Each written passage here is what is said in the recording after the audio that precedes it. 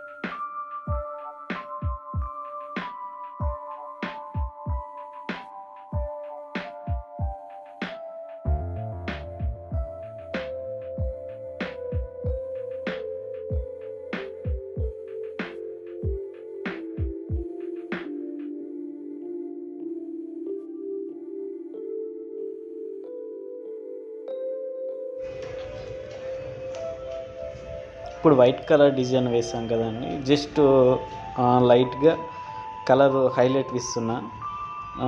అంటే కొంచెం హైలైట్ అవుతుందిగా ముగ్గు. సో మరీ వైట్గా లేకుండా చూడండి, 2 కలర్స్లో వైట్ అండ్ పింక్, ఒకటే దాంట్లో 2 shades and blue, white and blue. Just try చేయండి, మీకు కూడా వస్తుంది. Thank you.